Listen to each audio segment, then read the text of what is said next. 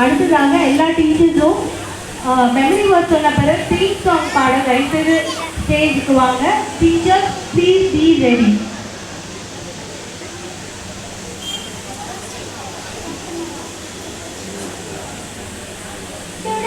இன்னைக்கு தான் காலேஜோட லாஸ்ட் டே. எல்லாரும் என்ன எக்ஸாம்ஸ்லாம் எழுதி வச்சுட்டு ரொம்ப ஜாலியாக இருக்கீங்கன்னு நினைக்கிறேன். சொல்லுங்க, நீங்கள் இங்கேருந்து என்ன வெளியே போய் என்ன ஆக போறீங்க? உங்களோட ஆம்பிஷன்ஸ் என்ன? டீச்சர், நான் வந்து ஒரு சிங்கர் ஆகணும்னு நினைக்கிறேன் டீச்சர். ஏன் நீங்கள் சிங்கர் ஆகணும்னு நினைக்கிறீங்க? நான் வந்து சிங்கர் ஆகி நிறைய பணம்லாம் சம்பாதிச்சு இல்லாதவங்களுக்கு கொடுக்கணும்னு நினைக்கிறேன் டீச்சர். ஓகே, வெரி குட், நல்ல ஆம்பிஷன். நீங்கள் என்ன ஆகணும்னு நினைக்கிறீங்க?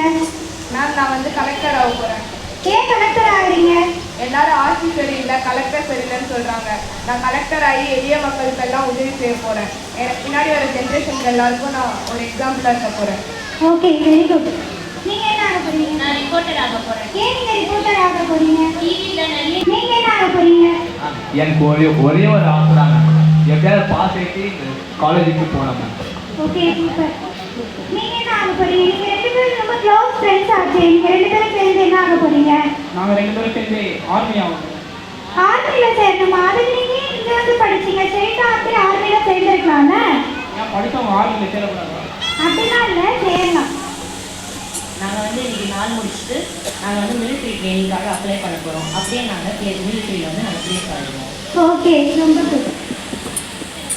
வந்து நாட்டுக்காக மக்களுக்காக உதவி பண்ணணும்னு தான் நினைக்கிறீங்க. நீங்கள் வந்து ஏழை எளிய மக்களுக்குலாம் உதவி பண்ணணும்னு நினைக்கிறீங்க. நீங்கள் ஒரு நல்ல அரசியல் அமைப்பு அமைக்கணும்னு நினைக்கிறீங்க. நீங்கள் வந்து மக்களுக்கு உண்மையை எடுத்து சொல்லணும்னு நினைக்கிறீங்க. அவங்களாம் வந்து ஆர்மியில் சேர்ந்து நாட்டுக்காக உழைக்கணும்னு நினைக்கிறாங்க. இது எல்லாமே ஒரு நல்ல ஆம்பிஷன் தான். நீங்கள் எல்லாருமே என்னோட ஸ்டூடெண்ட்ஸுன்னு சொல்லிட்டு எனக்கு ரொம்ப பெருமையாக இருக்குது. இன்னும் 5 வருஷம் கழிச்சு இவங்க எல்லாரோட ஆம்பிஷன்ஸையும் நான் உங்கள் எல்லாரையும் பார்க்கணும். Thank you. All the best for all. Thank you ma'am.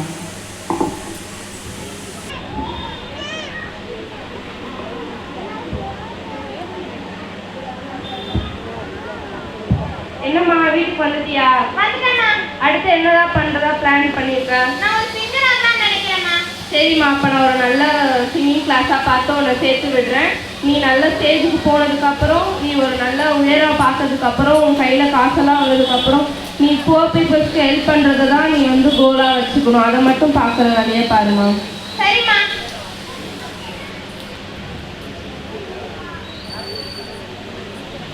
என்ன பண்ண போறீங்க? உங்களுக்கு தெரியாதுலாமா, என் ஆசை, கனவு, லட்சியம் எல்லாமே கலெக்டர் ஆகுது தானே. தெரியும், எனக்கு நீ அங்கே தான் வந்து நிற்பேன். ஒரு பிரச்சனையும் இல்லை. நீ கலெக்டர் ஆகிறதுக்கு என்னென்னலாம் ஹெல்ப் வேணுமோ அது அம்மா நான் பார்ப்பேன். உனக்கு என்ன ஸ்கூலில் போய் படிக்கணும், என்னென்ன நாலேஜ் எல்லாம் நீ கெயின் பண்ணணும்னு நினைக்கிறீங்களோ அதுக்கு அம்மா சப்போர்ட்டாக இருப்பேன்.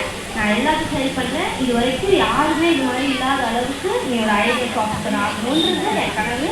நீ அதை நிறைவேற்றதான் நான் நம்புறேன். ஓகேவா? நான் சப்போர்ட் பண்ணுறேன். அம்மானா அம்மா தான். அப்பா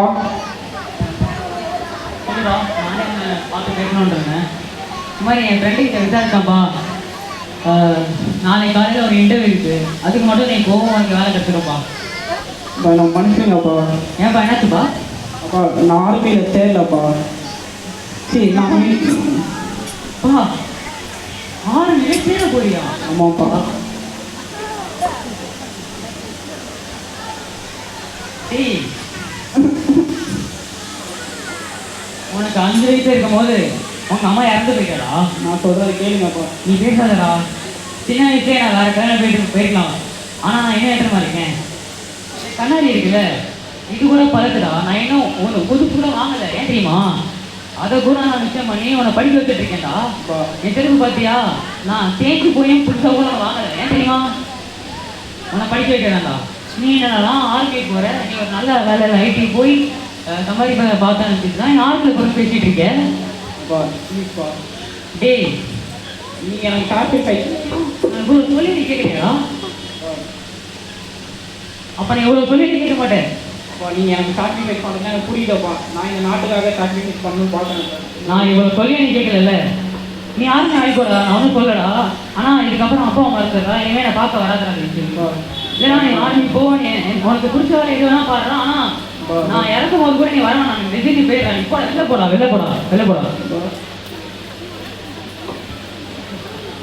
பிகாஸ் ஆக்டர் தானே.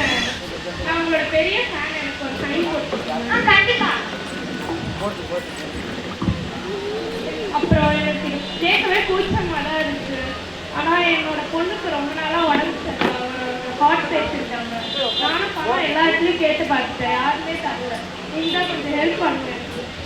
நான் ஏற்கனவே டாக்டர் தான். என்னால் எவ்வளோ முடியும் அவங்க ஹெல்ப் பண்ணுறேன். கண்டிப்பாக ரொம்ப தேங்க்ஸ். வணக்கம்மா. எங்கள் ஊரில் இருக்கிற எல்லா ஸ்கூல் கவர்மெண்ட் ஸ்கூல்ஸும் மூடிட்டாங்கம்மா. அதுக்கு பதிலாக எல்லாமே ப்ரைவேட் ஸ்கூலாக மாற்றிட்டாங்க. அதுக்கு நீங்கள் ஏதாவது பண்ணுங்கம்மா. நீங்கள் சொல்கிறதெல்லாம் நான் உடனே நோட் பண்ணிட்டு தான் இருக்கேன். கூடிய சீக்கிரம் எல்லாத்தையும் பிரச்சனையை முடிச்சு ஸ்கூலை ஓப்பன் பண்ணுறேன். பசங்களுக்கு எதிர்காலத்துக்கு படிப்புலாம் ரொம்ப முக்கியம். நன்றிம்மா.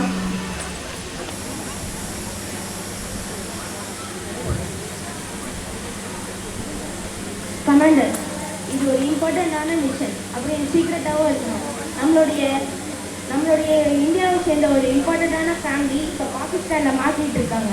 நீங்கள் எப்படியாவது காப்பாற்றிடணும். இதுதான் ரொம்ப ரொம்ப இம்பார்ட்டண்ட்டான மிஷன். நீங்கள் இது பண்ணியா ஐயா? Yes sir.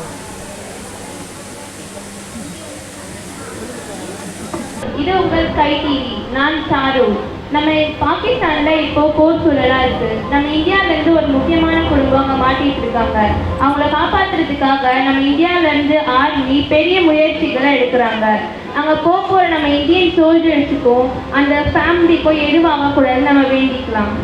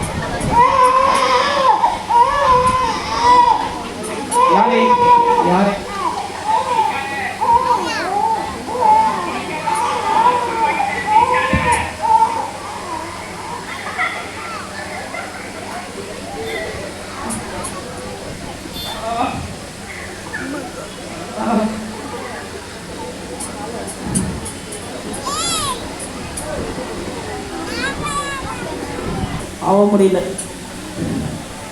ஆனால் நான் ஒரு ஆர்மி ஆகி என்னோட ஆசையை நான் நிறைவேற்றினேன். இந்த நாட்டுக்காக நான் சாக்ரிஃபைஸ் பண்ணிட்டேன். ஐ எம் ஸோ சாரி அப்பா. I miss you.